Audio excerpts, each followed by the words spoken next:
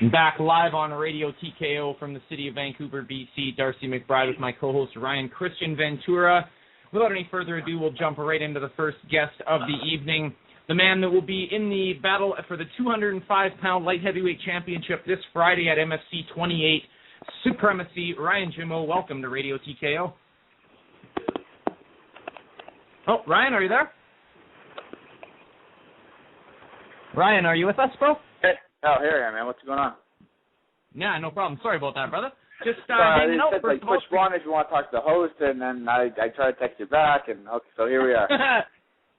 No, we got you. It's all good. Yeah, when you call in, it just pushes you into the waiting queue, and you might hear a commercial for a second.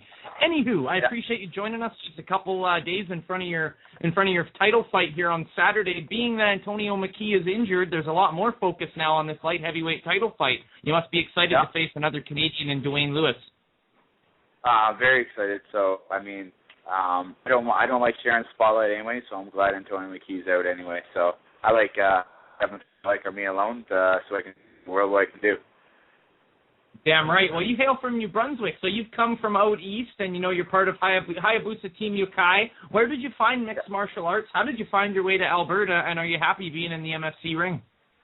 Oh, very happy to be in the MFC ring, and I started off in karate, and there just wasn't enough opportunity for amateur sport, So I looked at the MMA and thought there's a lot more opportunities in that. So I switched over and haven't looked back since. And one time after a fight here in Edmonton, they sequestered me to come out here and train, and I've been here ever since. That was about a year and a half ago. Awesome. Right on.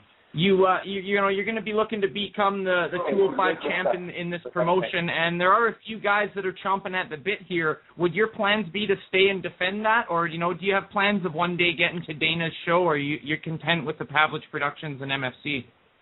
I have one more fight left and then one after this.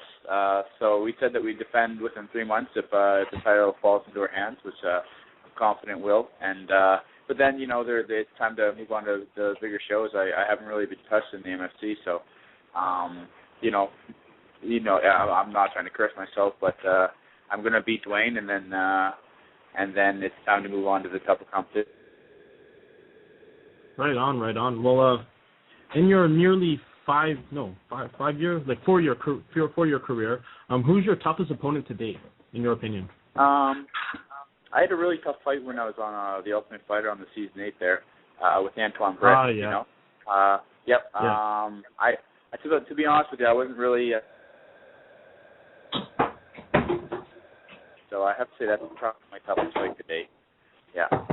Right on. What was it like trying out for Tough? I drove down to Boston from Halifax, and the tryouts were Dane they watched and then they watched the pads, and then they want star. And when you're in the house fighting, in the gym fighting, it's not like you're fighting on in a show where there's 5,000 people watching. You kind of feed off the energy and makes you sharper, and you kind of get into the zone.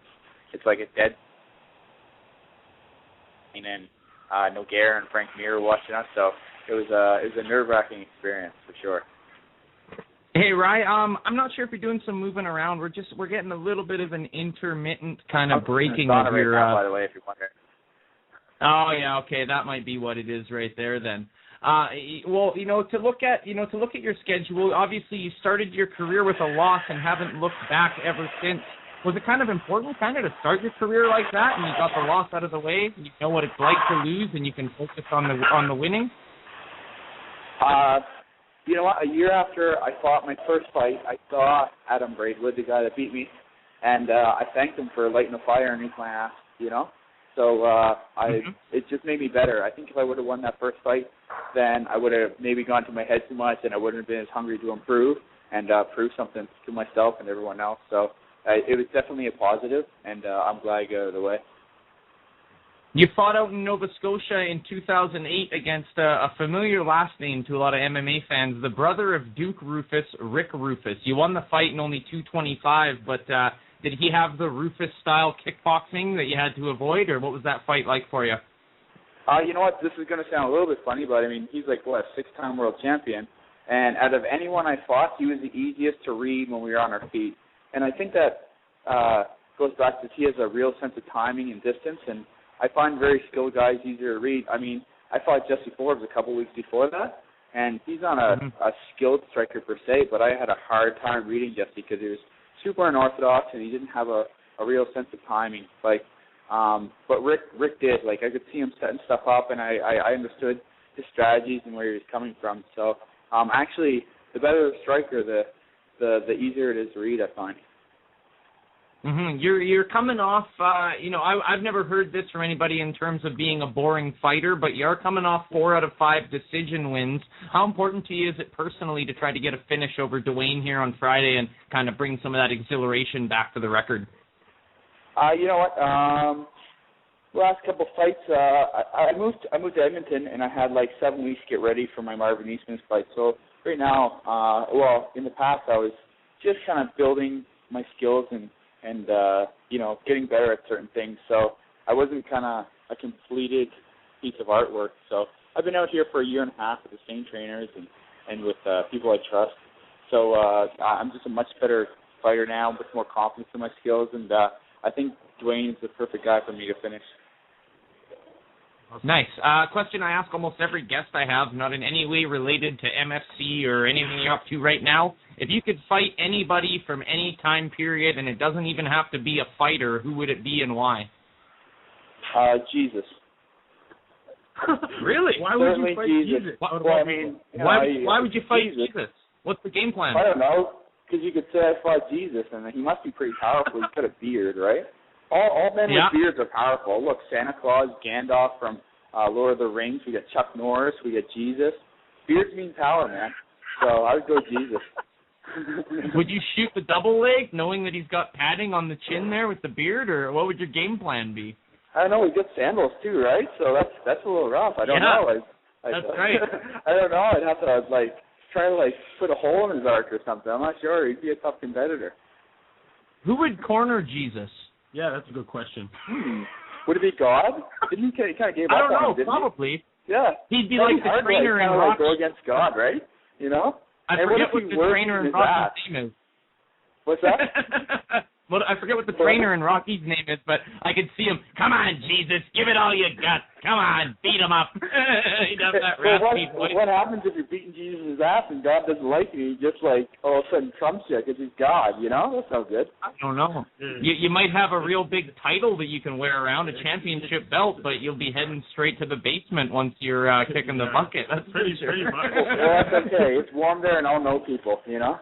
There you go. Hey, there you go. Not bad. That's one of the better answers we've had for that question. Also because it went on for another 5 minutes. But that's all. Wait, Cain Velasquez said he'd fight Genghis Khan, so I thought that was kind of an interesting answer as well. Wow. That was pretty good. Yeah, Ryan talked a minute ago about the tough experience, and you fought a guy, Antoine Britt, who finds himself in Strikeforce now. What do you think of the heavyweight tournament going on over in Strikeforce? We asked Pav if he would ever look into doing some kind of a Grand Prix, and he wasn't completely against it. What's your idea on tournaments? I love the tournaments. To be honest with you, I'm more excited about that heavyweight tournament than I am about any other fight around. I'd much rather watch the heavyweight Strikeforce tournament than any UFC. I'd rather see Fedor and Overeem. That's an immaculate, setup right there. And how most MMA fans, all they know is UFC. I mean, they're just missing out if they're not watching that thing because there's just a world of talent there and just tons of exciting fights. Right on. Do you have any favorites in the tournament with Fedor out now? What's that? Do you have any favorites in the tournament with Fedor not in it anymore? Overeem. Overeem's going to crush everyone. Right on. Seen in the first round, Bigfoot Silva at 45 pounds bigger than Fyodor just demolished him. If you were Vadim Finkelstein and some of these guys in Fedor's corner, would you be pushing him to cut that extra weight down to 205, or what do you think the next move is? And if he's at 205, would Ryan Jimmo try to hunt down a fight with Fyodor Emelianenko? Oh, of course you will fight with Fedor any chance you get. I mean, if you win, you beat Fedor, and if you lose, It's okay because it's Fedor, you know. The guy's like a cyborg, you know. But I think 205 is the best bet for him. I mean, he's 230 pounds, but he's a soft 230, you know. He could easily make 205.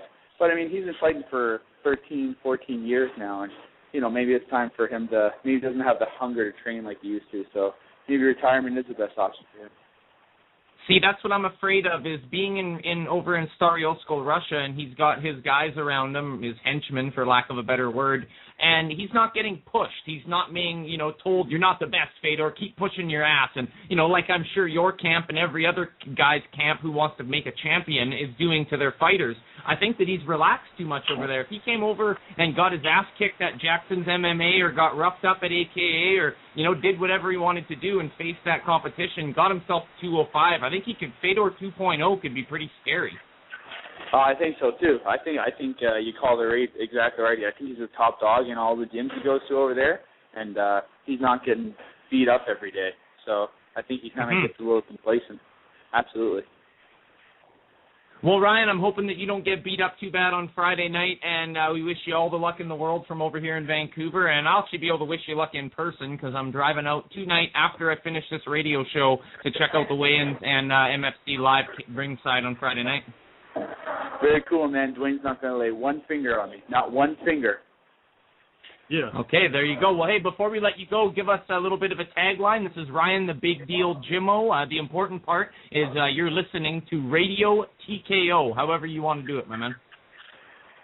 This is Ryan, the Big Deal Jimmo, and you're listening to Radio TKO. Is that pretty good? That's what's up, my man. Best of luck Friday night, and I'll definitely track you down and give you a handshake when I see you.